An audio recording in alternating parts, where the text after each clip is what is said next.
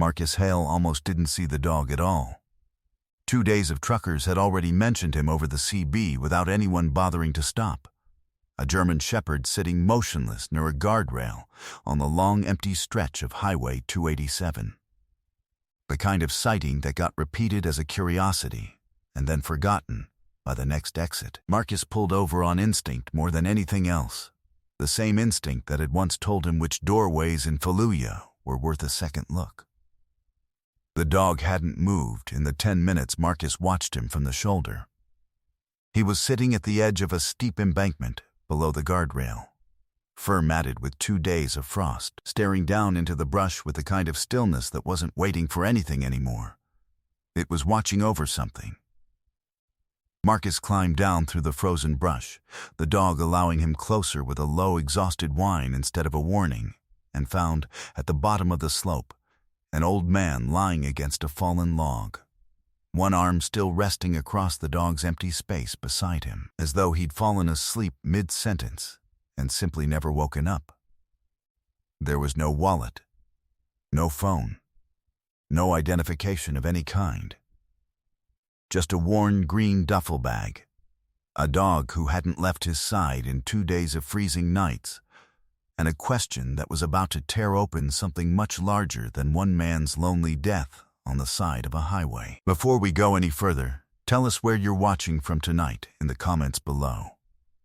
If a story about a loyal dog who refused to leave his fallen owner's side and a Navy SEAL who refused to let that man's death go unanswered sounds like something your heart needs today, stay with us until the very end. What Marcus uncovered over the following weeks is going to leave you shaking the same way it left him. Marcus Hale was 38 years old, lean and corded with the kind of functional strength built by 2 decades of operational training rather than vanity, with dark hair cropped close and pale blue eyes that swept every room he entered before he ever sat down in it. A thin white scar crossed one knuckle, a leftover from a close quarters incident he never discussed at length. He carried himself with a contained stillness that made strangers instinctively lower their voices, the permanent residue of years spent being the calm center in situations that demanded nothing less. He wasn't cold. Exactly. But he had learned a long time ago that most of what needed saying could be said in fewer words than people expected.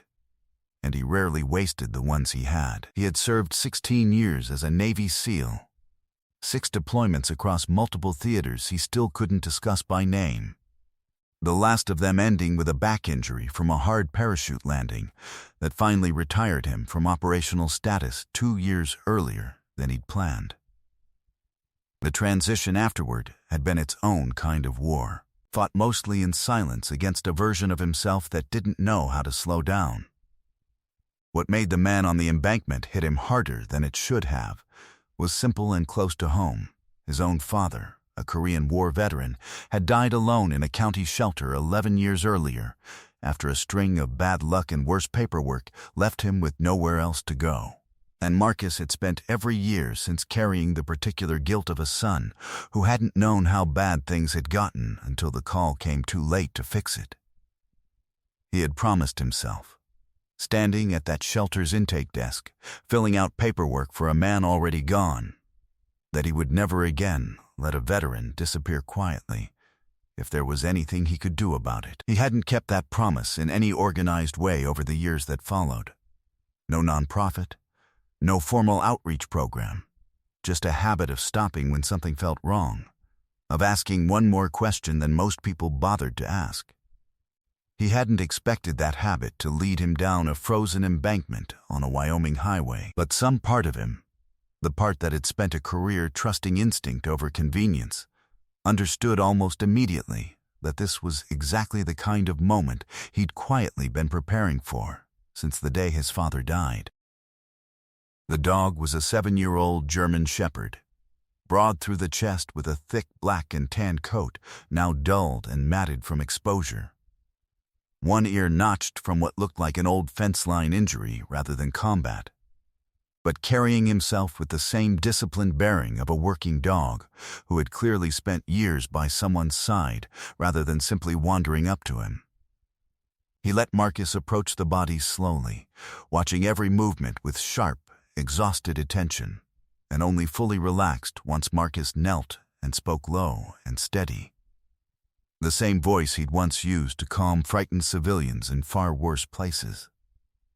A tag on his collar, half rusted, read simply Rex, with no phone number, no address, nothing else to go on.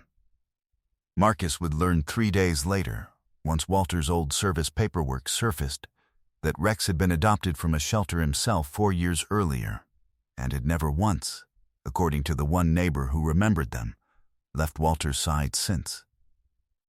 Highway 287 ran through wide open ranch country in eastern Wyoming, 50 miles between any two real towns.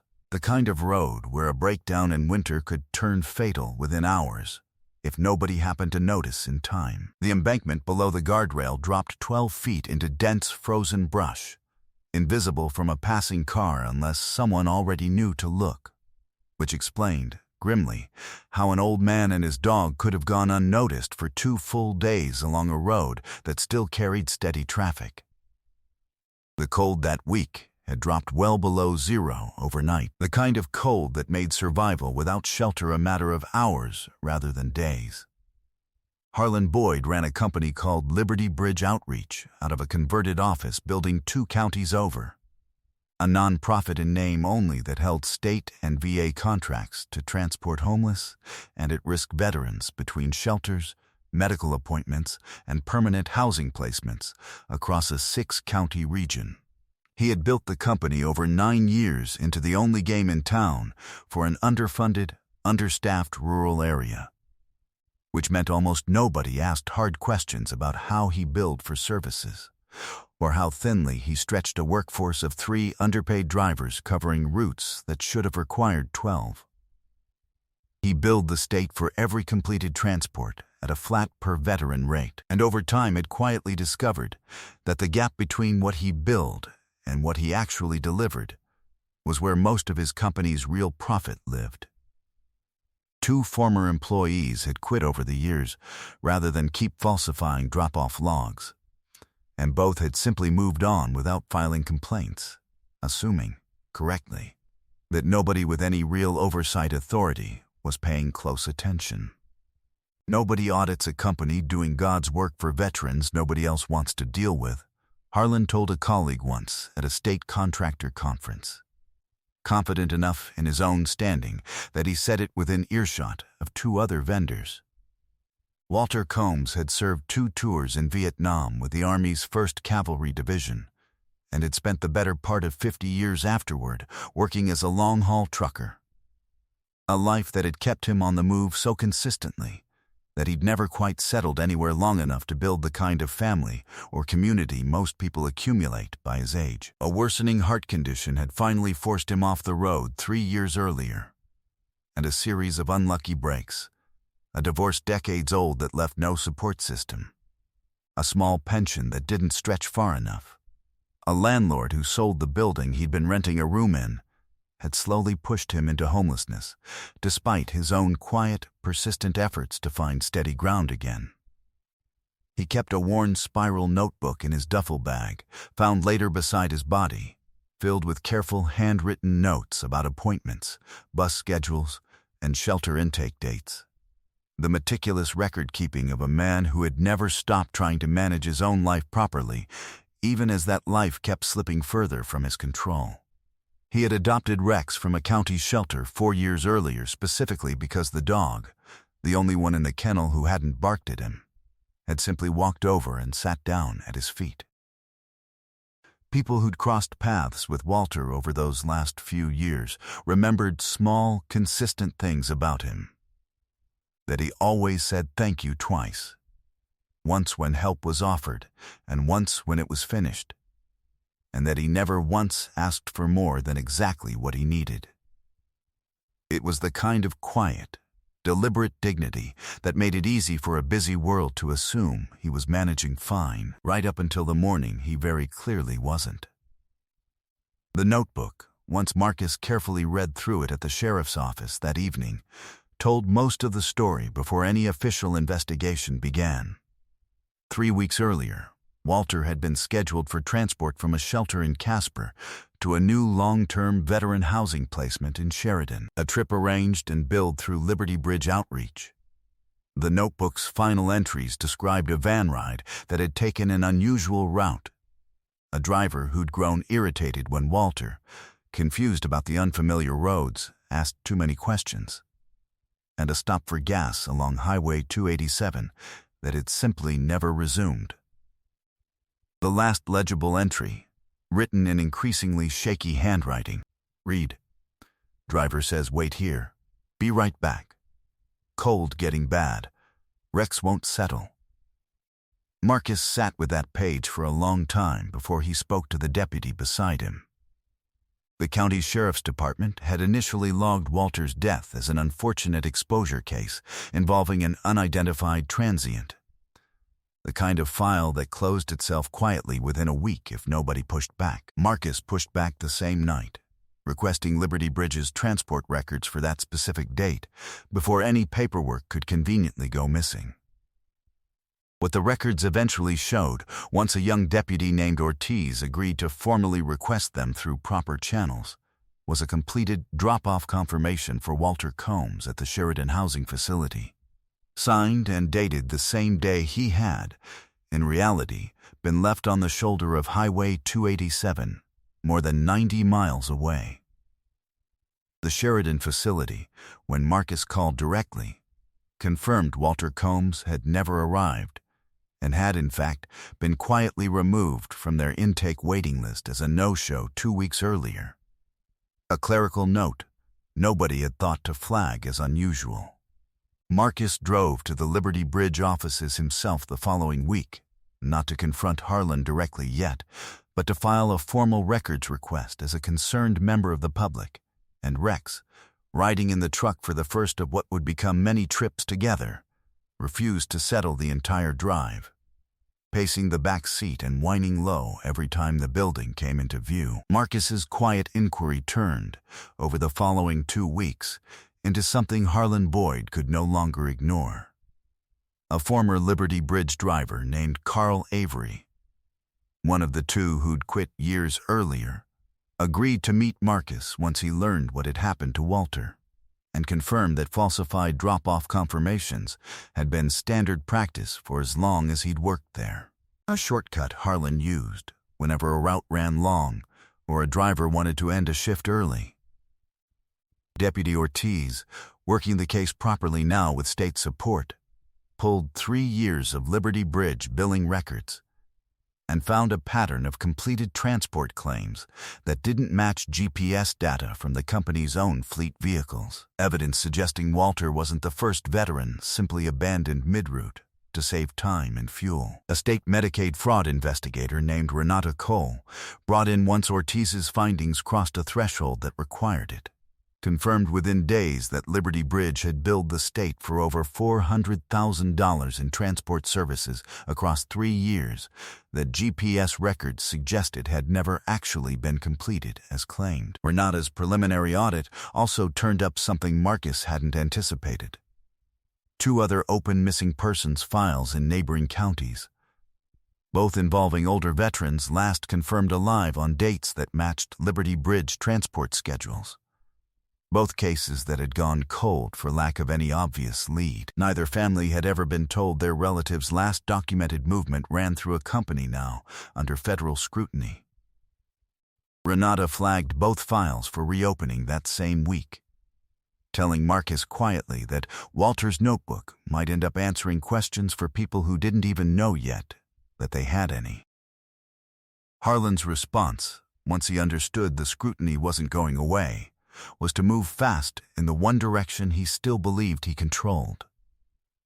He pressured the county coroner's office to expedite an indigent burial for Walter under standard unclaimed remains protocol, paperwork that would have cremated the body and closed the case permanently within days, citing budget concerns about extended cold storage. He called Carl Avery directly, reminding him not quite as a threat, but close enough to one, that Carl's current job in the county still depended on contracts Harlan had personal relationships with. Marcus learned about the rushed burial order, with barely 48 hours to spare, and spent that window making calls to every veteran service organization, withstanding to intervene, finally securing a temporary hold on Walter's remains through an emergency petition filed by a regional VA caseworker who recognized exactly what losing that evidence would mean for the broader investigation. Rex, kept at the funeral home during those tense 48 hours, while paperwork moved, refused to leave the small viewing room where Walter's body lay, lying across the threshold the entire time, the same vigil he'd kept on the highway embankment days earlier. Marcus spent most of that 48-hour window on the phone, refusing to let a single call go unmade, and slept maybe 3 hours total across both nights. He kept thinking about his father's funeral, small and rushed and attended by almost no one, and the particular helplessness of realizing too late that nobody had fought for the time it would have taken to do it right. He wasn't going to let that happen twice in one lifetime, not when he still had 48 hours left to make sure it didn't. The signal moment came at the public hearing called to determine final disposition of Walter's remains, when Harlan Boyd arrived, uninvited but within his rights as a contracted county vendor, to argue publicly for the original indigent burial timeline. Rex, present at Marcus's side in the back of the room, rose the instant Harlan's voice carried across the hall and crossed the aisle in 3 deliberate strides, placing himself directly between Harlan and the closed casket positioned at the front of the room. He did not bark. He simply stood, hackles raised in a slow, steady line, refusing every attempt by Harlan to step around him in the room, full of veterans and county officials who had gathered to hear the case, went completely silent watching it happen. "Control your dog," Harlan said. "He's not out of control," Marcus said. "He's the only one in this room who's been honest about what he thinks of you." Marcus told the room then, with the same flat, deliberate calm he'd once used briefing commanding officers under pressure, exactly what the investigation had uncovered. That GP's data from Liberty Bridge's own fleet vehicle placed Walter Combs's transport van on Highway 287 at the same time Harlan's company had billed the state for a completed delivery 90 miles away in Sheridan. That Carl Avery's sworn statement, along with 2 additional former employees who'd since come forward, confirmed falsified drop-off logs had been standard company practice for years. That Renata Cole's fraud audit had identified a pattern affecting at least 9 other veterans whose transport records showed the same irregularities Walter's case had finally exposed. "You billed the state for delivering this man to safety," Marcus said. "Instead, you left him to freeze to death on the side of a highway because stopping to actually help him cost you 20 extra minutes." Harlan's composure broke in stages, the way it always did for men who had built their entire identity on never being questioned. First came outrage that this was a witch hunt, that running a company serving veterans nobody else wanted to deal with was thankless, impossible work that nobody understood. Then came threats about lawyers, about the contracts his company still held, about how disruptive this would be for the very veterans Marcus claimed to care about. When neither moved the room's silence, his voice finally dropped into something smaller, an attempt to suggest this had simply been an isolated mistake by an overworked driver, a claim that collapsed the moment Renata Cole stood and confirmed, for the official record, that the pattern stretched back at least 3 years. The county sheriff, present at the hearing, stepped forward and informed Harlan Boyd he was being placed under arrest on the spot, pending formal charges of Medicaid fraud and criminally negligent homicide. Nobody in the room spoke for a long time after the deputies let him out. Harlan Boyd was indicted that spring on 26 counts of fraud against state and federal veteran assistance programs, along with a charge of criminally negligent homicide connected directly to Walter Combs's death. a case that ultimately resulted in a plea agreement carrying 12 years in state custody and a permanent ban from holding any government contract again. Liberty Bridge Outreach's contracts were terminated within the month, and the state used the case to implement new GP's verification requirements for every veteran transport contractor in the region. A reform that Renata Cole's office credited directly to the records Marcus had refused to let quietly disappear. 6 months later, on a clear spring morning, full military honors were finally given to Walter Combs at the Regional Veterans Cemetery, a folded flag presented to a row of fellow Vietnam veterans who had never known him personally, but had shown up anyway, because that was simply what you did for one of your own.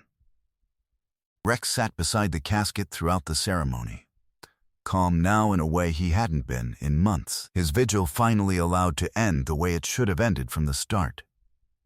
Marcus had formally adopted him by then, and the two of them drove home together that afternoon along the same stretch of Highway 287, past the guardrail where it had all begun, Rex's head resting against the window the entire way. Carl Avery, the driver who'd come forward, found steady new work with a veteran transport nonprofit that actually verified its own routes, and credited Walter's case quietly, with finally giving him the nerve to speak up. Deputy Ortiz, whose persistence had kept the case alive in its earliest and most fragile days, was recognized that year by the State Veterans Affairs Office. An honor, he said, belonged just as much to a dog who'd refused to leave a hillside as it did to him. Sometimes the truth doesn't arrive through confession or conscience. Sometimes it arrives because a dog refuses to leave a body on a frozen hillside for 2 days, forcing the world to finally look closely enough to see what had been allowed to happen. This story proves something this world too easily forgets, that the men and women who served us are owed more than convenience, and that a system too overwhelmed to notice one missing veteran is a system that needs people willing to notice anyway. God does not always send justice quickly, but he sends it through people who refuse to let a quiet death stay quiet, and sometimes through a loyal animal who simply will not move until someone finally asks the right questions. If Walter's story touched your heart tonight, share it with someone who needs to be reminded that every veteran's life deserves to be accounted for, no matter how quietly it ends. Leave a comment below and tell us where you're watching from. And if you've ever felt like a system overlooked someone you loved, we'd like to hear that story too. And if you believe in stories of loyalty, justice, and the quiet courage it takes to refuse to look away, please subscribe to the channel so you never miss the next one. May God bless you, protect your family, and bless every veteran still waiting for someone to notice.